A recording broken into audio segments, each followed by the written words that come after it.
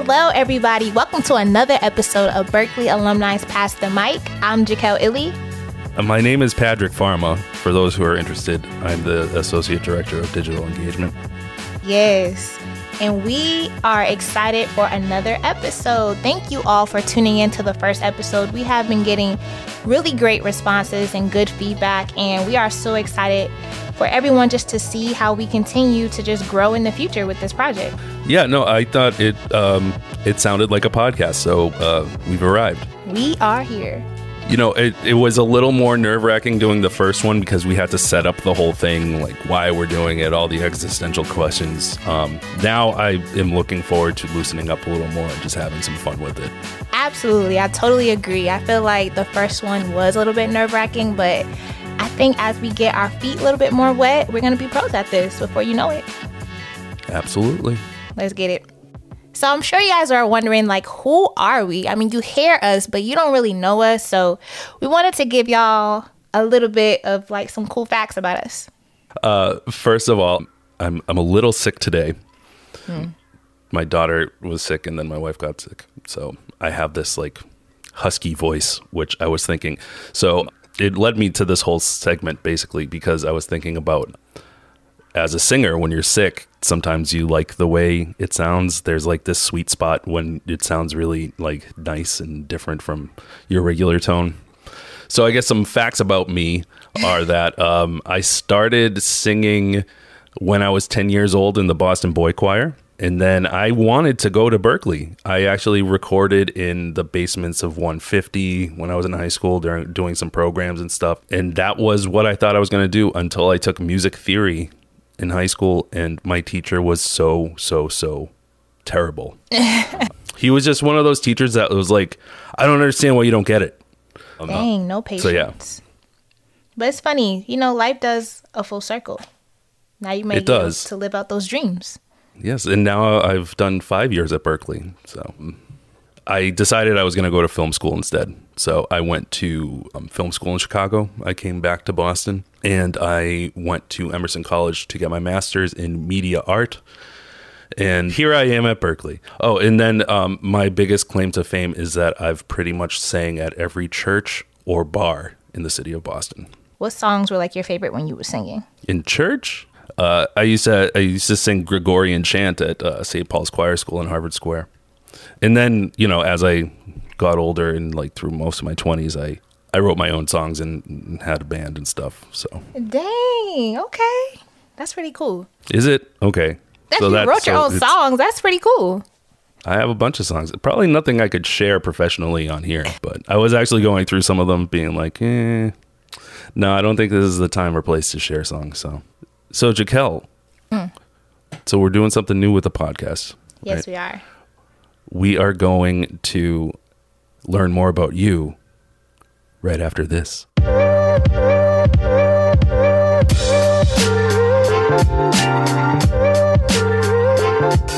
All right, everybody, this is our first commercial for the podcast, so we're going to try it out. Hey, Jaquel. What's up, boss? Did you know that more than 54% of Berkeley students receive scholarship support each year? I actually did know that. Scholarships and donations are really crucial to help with educational opportunities for our students, for sure. But did you know that there are over 400 Alumni Loyalty Society members this year? What? No way. I did not know that. Yes, it's true. And Alumni Loyalty Society is for Berkeley alumni that donate in consecutive years. Well, how can one join an alumni society? Well, that's a great question. It all starts by going to berkeley.edu/giving. And then there, you might also find information that you'll hear in a future commercial. Yeah, okay, cool. I cannot wait. Let me go check it out. All right, let's go now.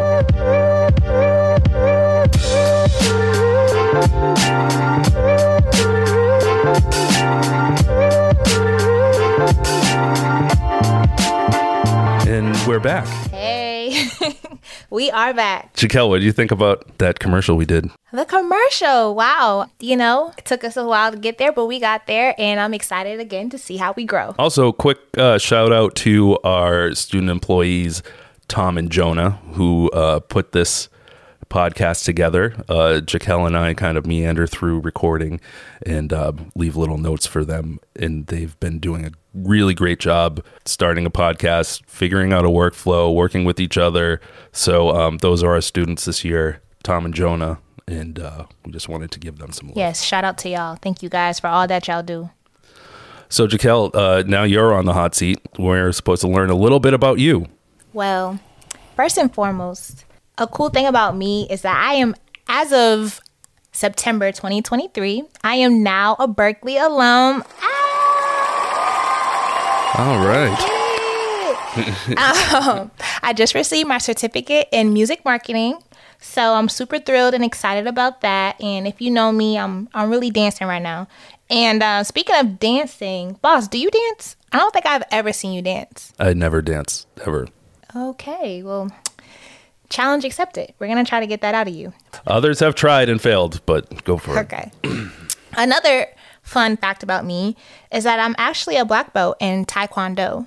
I have been in karate for multiple years. I actually received my black belt like a long time ago, but I still train. I do kickboxing. I participated in a lot of tournaments. I'm very disciplined, and I'm very thankful for that type of discipline in my upbringing. I was wondering if you're going to say that, because there was definitely one time where I mentioned to the alumni team that you were a black belt, and you were like, I don't want people knowing. Yeah, honestly, people really shouldn't know, but it is a fun fact about me, and I thought I wanted to share it with the audience.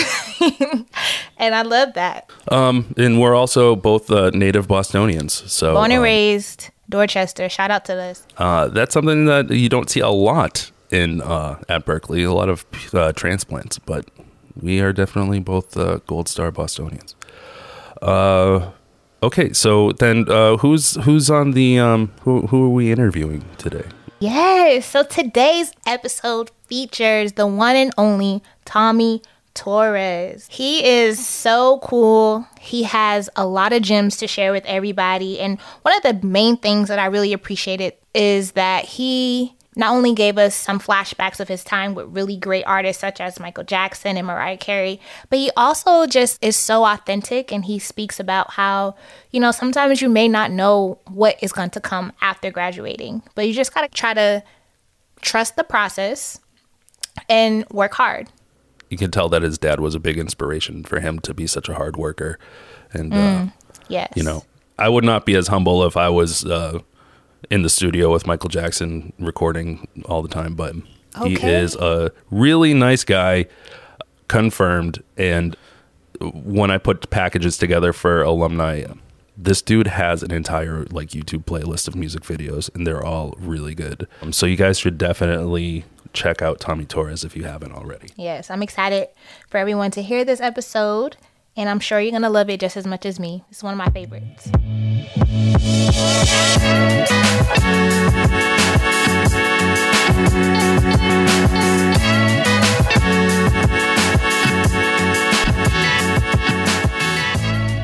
Alrighty, hello everybody. Today we are passing the mic to the talented, hardworking, and iconic Tommy Torres.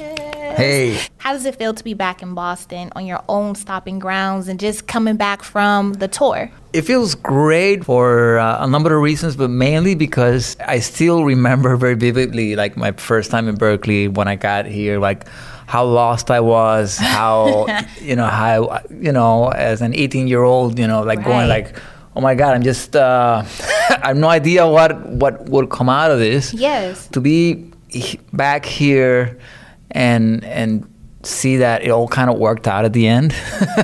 Thankfully. Well, it's, I remember being very like nervous, like when I graduated Berklee. It's like that moment where you're like, okay, so what now? Yes. Because up to that point, even high school, college, and all that stuff, you kind of know what the road is. You study, you get good grades, you do, what the road is laid out. The next row, the next step. But then when you graduate, especially as a musician, it's kind of like, okay, so now I'm out in the world, in the real world. So I'm happy.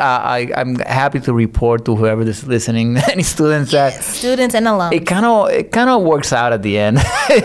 All the tools that you get you don't know that you don't know which ones you're going to use and which are not. You actually end up using pretty much all of them at some point or another, and it gives you an edge in the world out there. Oh, that's amazing to hear, because there's a lot of students who are about to graduate who are thinking that way, right? They're a little bit nervous of what's to come, or they don't know what step to take. So it's really cool to hear you drop those gems to them. I'm sure it'll be really helpful. It's I'm gonna be honest. It's not immediate. It's not like when you graduate law school, you go to work to in a law firm or something like that. It's, right. You the first couple of years, you have to kind of figure it out. I mean, this is a network that without knowing, you already created. Yes. So these people that are not your friends and stuff like that, they're also the ones that are gonna help you out, or you're gonna help them. You know, you're gonna help each other. Yeah. So the importance of networking, that's definitely key. You, in your past interviews that you've done, I've seen that you explain that your plan wasn't to have a career in engineering, and you were sharing your journey, how you came up as a receptionist, a mailroom worker, and then, you know, eventually working your way up to where you are today. So as you're speaking on this, can you explain more on the importance of trusting the process of how you work your way up? Well, it's easy for me to say, like, looking back, because it's like, okay, it does. You have to trust the process. I studied MP&E. Well, I don't know if it's still called like that. It was music production and engineering. Yes. And I also studied commercial arranging. I did like a dual major. Yes. I have to be honest, engineering I kind of did to please my dad, because the engineer sounded a little more serious than my son, the engineer. Sounds better than my son, the musician. Okay. And my first job right out of Berkeley was at Sony Studios. Yes. Yeah. And that was because a professor from Berkeley from my last semester called Fred Miller, he asked us all for resumes and he sent it out there, and I was the lucky one. Wow. I was a receptionist, like you said. I worked at the mailroom for a while. All I have to say is that I don't remember being frustrated or not enjoying any of that. I enjoyed every single part of it. I was just happy to like be in the music business, like seeing artists record their albums, being there present. I wasn't in a hurry to like make it. Like, oh no, I need to be the engineer. And in a way, I guess that's what made me enjoy it, because a lot of people get frustrated when they see like they've been doing something for a few years and they're like, oh, when am I gonna be like the one running the show? You know what I mean? So you just took some time to like just soak it all in and just kind of apply it, huh? Pretty much. I graduated Berkeley in '93, and my first album, like the one that I started doing my own music, my first album was actually in 2001.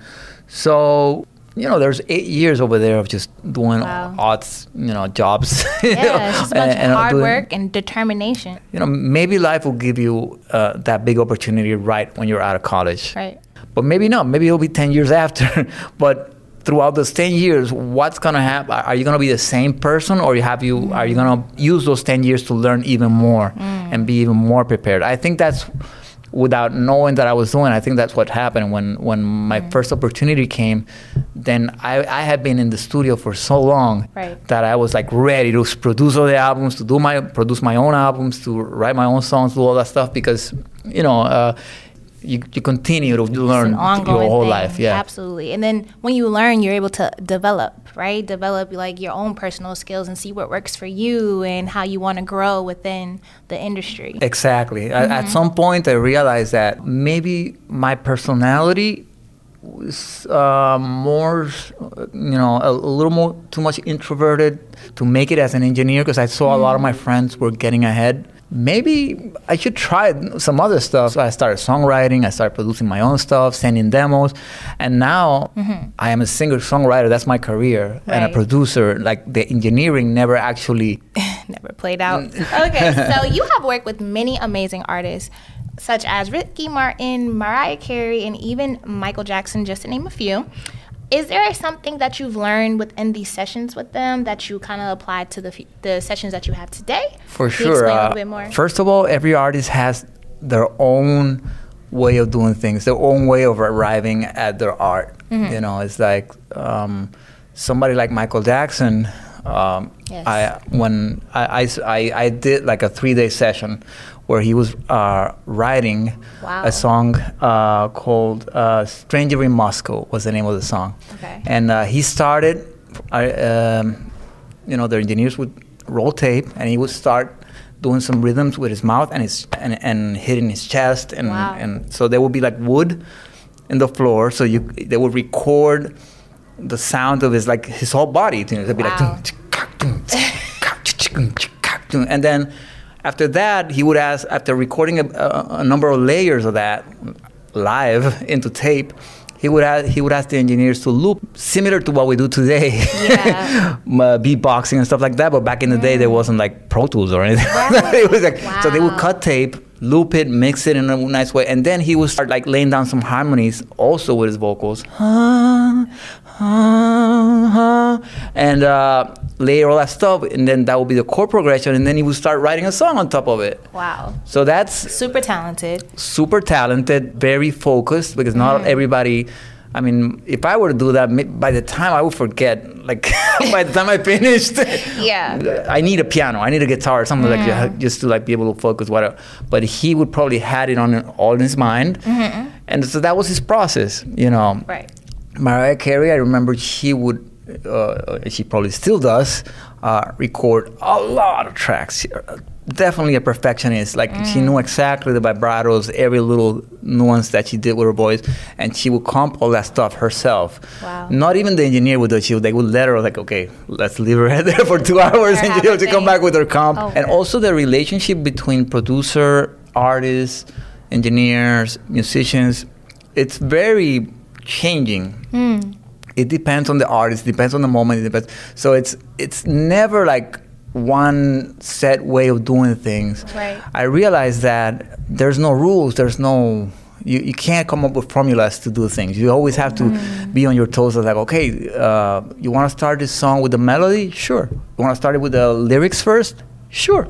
Wow. You want to start with the rhythm first? Sure. Let's just, anything is an opportunity to take you off your balance and make you sort of improvise. And improvisation and being able to be like in the moment is always very important in any art. Once you have a formula and you know exactly what you're gonna do, that's when things start going wrong, because everything becomes like cold and static. Everything has to be exciting. When you're doing something, everything should be exciting, and it should keep you like emotionally engaged. And you can only do that by being in the moment. I think art is not necessarily an intellectual thing where you like math. Yeah, like when it's a right answer. There's no right answer to art. Exactly. And sometimes the engineer would do something that would like, wait a minute, what did you do there? You muted that thing. That actually sounds cool. And it's like, all of a sudden the engineer is a songwriter all of a sudden, because it's like, oh yeah, you just made the song better by... It's you never know where the great ideas are gonna come. So it's like a collaborative process. Everyone puts in their own, like their 2 cents, kind of like their own creative flair, and it just comes out into a masterpiece. Yes, I mean not always, but that's the goal. I do like, especially nowadays that everything is accessible in a laptop, and a lot of us are just making music with by ourselves, like doing the arranging, the production, the sounds, everything, and recording.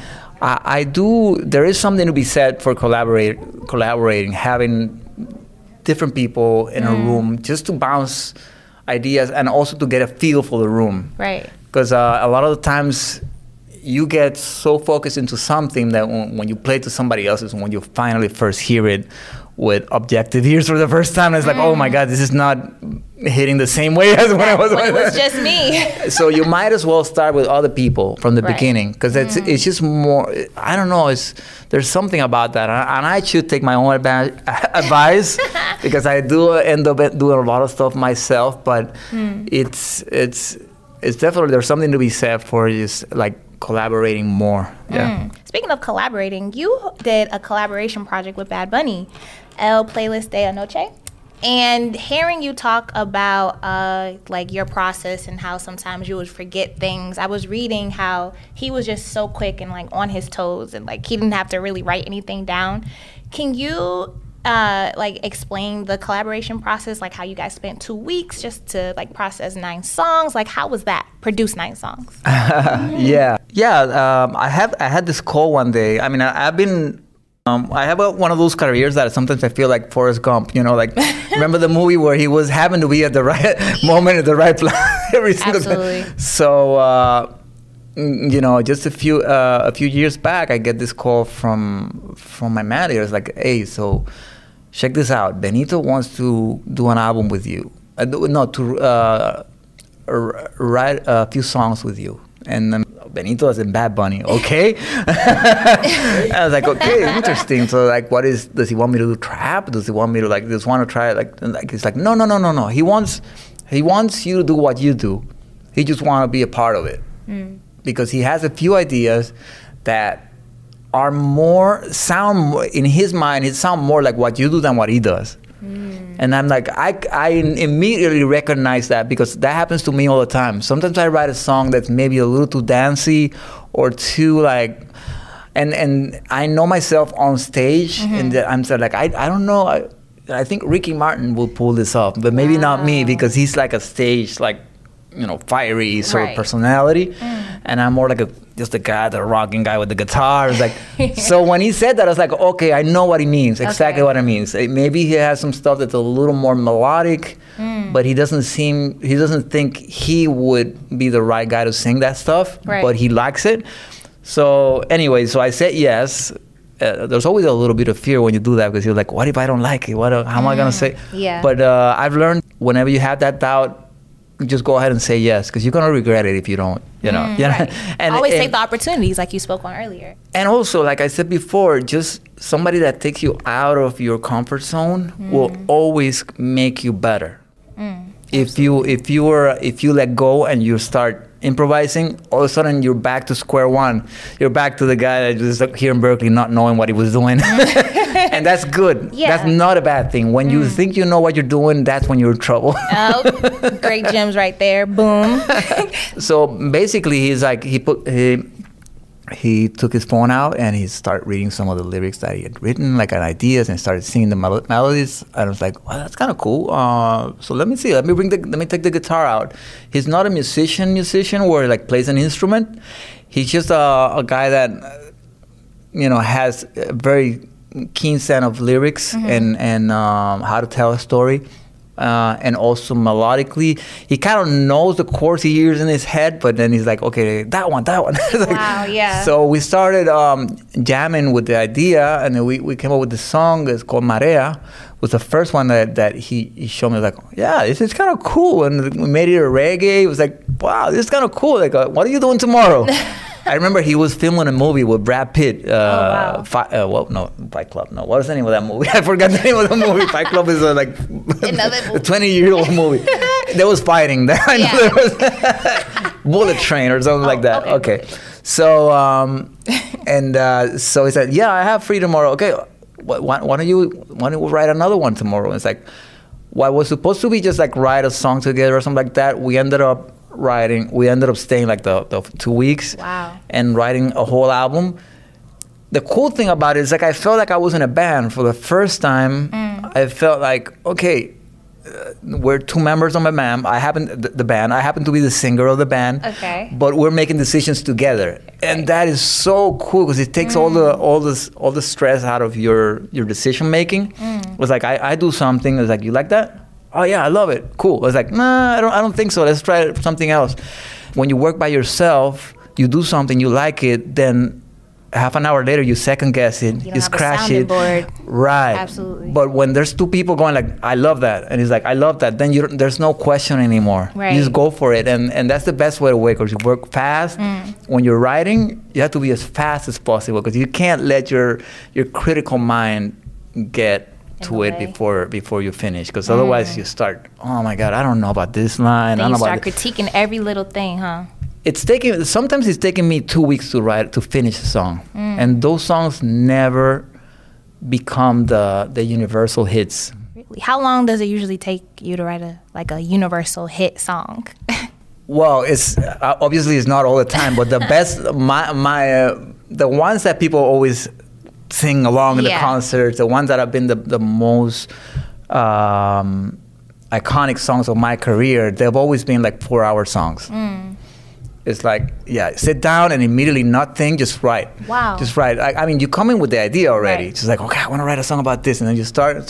Everything seems to, you don't second guess anything. You just kind of go. The faster do you work, somehow the the more focused the song becomes and the less complicated. I'm not saying songs have to be simple, but the concepts have to be clear. And the more you think about something, the more you complicate it yourself. So when you're writing these songs, do you know that they are going to, like, do you have like some type of feeling that they're about to take off? And you know? I used to. Really? Okay. I used to. There was a time where I kind of knew this is because I had a very clear, sense of of what was playing on radio, what was hitting hard, on radio and stuff like that. Nowadays, I think it's the music that's playing out mostly, and because of what is streaming and Spotify and all that stuff, there's so much music going out there that it's become harder for me to see like what's gonna be a hit or not, because things become hits for different reasons. Sometimes they become hits because of some funny TikTok. Sometimes song becomes hits because of any type of reason. So it's harder for me to know anymore. I do know what I do kind of know what people are gonna sing along in a concert. That's for sure, because it's like you kind of know when something feels like an anthem. You kind of know. Whether it becomes a hit in Spotify or Apple Music or all that stuff, it's different. It's harder for me to to predict any other stuff. But we always try to write. I always try to write from a concert point of view. Like I always try to imagine as I'm writing. Imagine me singing it in front of people or the artist who I'm working with. Right. And we always try to write this. Oh, imagine this is the part where you put the microphone and everybody will sing along. And this part is like, you kind of, I don't know, you kind of love that moment, and you write for that moment, And then seeing that happen in real time was probably like, wow, this is what I planned for. Yes, exactly. That's the best gift any audience can give an artist, is to sing the song, because immediately you think, oh my God, this was just like me with a little, I don't know, writing stuff on my iPhone, or like in my bedroom, just trying to come up with something, and here it is. 10,000 people are singing this song. So it means they must have sang it hundreds of times in their regular lives. Able to relate. It feels great. It feels like you're doing something good for the world. Oh, that's so dope. It's so good to hear you say that. I can tell the excitement. So, last question as we are wrapping up, because we are coming to time. The projects that you have created for others and yourself have been huge successes. Do you feel accomplished? Would you consider yourself accomplished? Yes. Yes, because again, like days like today, there's a lot of being, walking around Berkeley and Boston and just like remembering how lost I was when I started. I knew I loved music. I had no idea you could make, what kind of career or where in music would I end up being. I just knew I loved music. So to look back and go like, wow, I made a career. I did make a living out of this. I did. I mean, it feels like, that's all that I wanted. I wanted to make a living. I didn't want to do this as a hobby. I wanted to do this as a career. So I definitely feel like I've accomplished what I set out to do. However, I still feel that I'm halfway. Well, I was going to ask, do you feel, are there any other goals that you want to achieve? I just want to do it more. More goals, more achievements. There's something about songwriting especially, that you always feel like you got a better song coming up. And it's always harder. The more you write, the harder it is, because you don't want to repeat yourself. Okay. But I also feel that only recently, like maybe the past 5-10 years, I feel comfortable with my singing too. Okay. Which I hadn't been. I always felt like I was the type of singer-songwriter that sings because otherwise nobody would sing that song. Yeah, or maybe I write songs that are a little bit too singer-songwriter, and nobody would actually sing this song. If I don't sing it, nobody will sing it. Yeah. So past 5 years or maybe a little more, I'll be like, okay, man, I like what I'm doing with my voice. I feel in concert. I feel like my voice is doing what I want it to do. It's communicating. It's doing.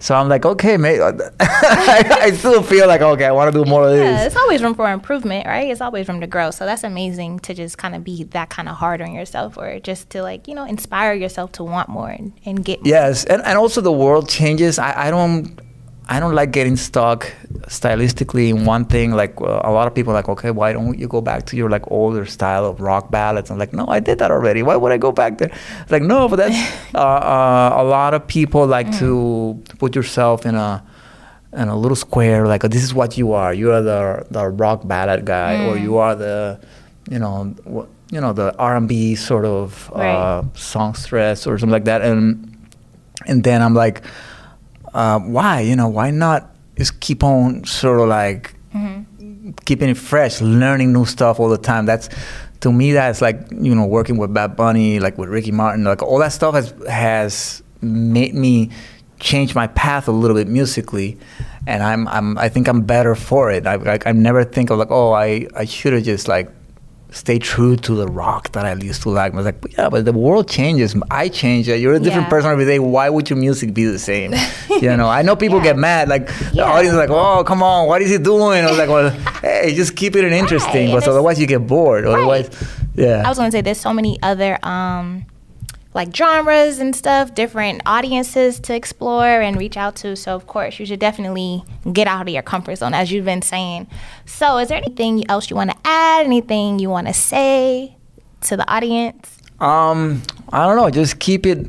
I would say like try to keep everything about the music. I mean, I know it's hard not to think about marketing yourself and all that stuff, but that stuff like takes a toll on you.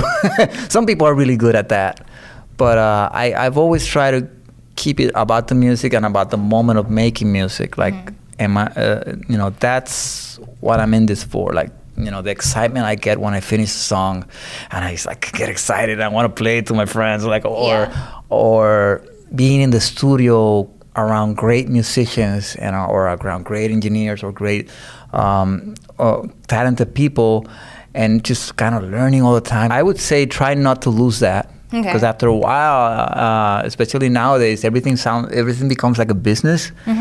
And I mean, I guess you can make it big by really, really business savvy, but I don't find it as enjoyable as having somebody else take care of that. And you do have to know a little bit. Obviously, you don't want to just like take give your career to somebody else to handle totally, like and just worry, but always bring it back to the music and to are you enjoying what you're doing? Because that's always gonna steer you the right way, I think. Absolutely. Wow. Well, thank you so much for these amazing gems you have dropped on us and coming here, Tommy. And we are so proud of you. And thank you for coming so we can recognize you and all these achievements. Oh, thank you. And good luck in everything else that you have coming up in the future. Thank you so much. Yes.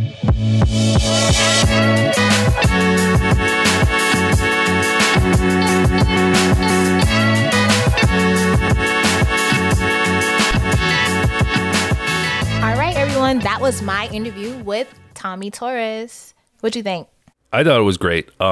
First of all, this was the first interview that we did when we actually decided to go all in on the podcast and get podcast microphones. So that right off the bat is a real big win for me.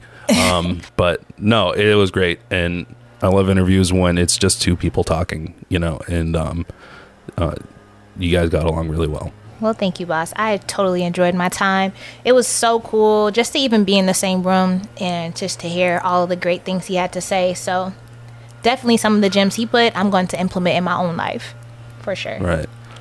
And I mean, so when people say trust the process, it sounds like overly simple sometimes, but like he was saying about writing a song and not letting your brain to get to that like critical thinking, like reflection point, and just let the song come out. Especially in music, I feel like you really need to get out of your head sometimes, and sometimes those simple statements really kind of help ground you back to where you need to get. Absolutely. And I also like how he kind of just painted the picture of how he started as a receptionist and then to work his way up through that ladder to get to where he is today. It's a really great example of, stay down till you come up and work hard. Well, that was like me when I got out of film school. I was a janitor at the Museum of Fine Arts, and I'm from South Boston, so I felt like I was like the real life Goodwill Hunting. Like, someone was going to put up a blank canvas and I was going to paint like a beautiful picture, and they'd be like, you shouldn't be here, you should be in the gallery. That never happened, and I quit that job summarily. Got to start somewhere. Well, that was the episode for today. Please make sure to follow us on all social media accounts on both Facebook and Instagram at either BCB Alumni or Berkeley Alumni. And also, for the alums in Miami, make sure you are in the Miami Facebook group so that you can stay aware of all of the upcoming events that we have coming your way. And make sure you hit us up. We want to do some questions, and we want to get some ideas for the podcast. We've had a couple staff members reach out to us with ideas for people to interview and stuff, but we don't want this to just be Jaquel and I talking all the time. We want you guys to be out there as well. Next, so Jaquel and I had this whole conversation about if we're going to queue up and be like, and these are the rest of the people we got coming up this season. But Jaquel wants to be mysterious, but I will say that the next podcast episode, Jaquel is not doing the interview. It's okay. I want to get in there. You make it seem fun. I want to get in there. Usually I'm doing like the video interviews and Jaquel's doing the podcast interviews, but because I've become such a fixture here so that you have someone to talk at, I feel like I need to go out there and do some interviews too. So yeah, that's the episode. And to play us out is going to be Maya Dyson, who I believe graduated in 2018. Maya came into campus. She was actually a singer on India Ari's tour, and she stopped by while she was in Boston with India Ari and did a performance. Maya is awesome. She is based out of Atlanta right now, and when Jaquel was in Atlanta, she was hanging out with her. Got to meet her. She is one of a kind. Shout out to you, Maya. All right. Until next time. Bye.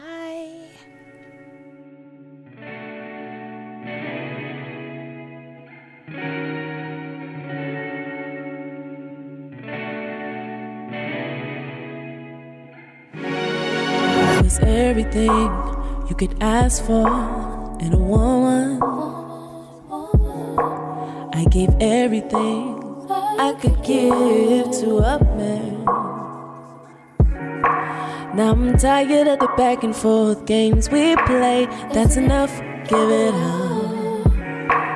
'Cause you and I both know that I wanted you and you wanted me. You better tell yourself to cry. You'll be alright. Wipe your eyes. Don't cry. And I know it's hard to think that you gave your heart away too. So you didn't do the same. Didn't do the same. How can someone make you feel so good? Also make the pain hurt so bad. I lost my heart, my soul and my mind. I wasted so much time. All the things you said, well, you seem to forget there's no going back to find what we had. I've gotta put you in my past. You better tell yourself to cry. You'll be alright. Wipe your eyes. Don't cry. And I know it's hard to think that you gave your heart away too. So you didn't do the same. Didn't do the same. So foolish of me to think I'm in more than the last one. And how foolish of you to think you were the only one. I thought you were good for me, but you made it clear to me you've got gotta go. I've gotta go, I better tell you something right.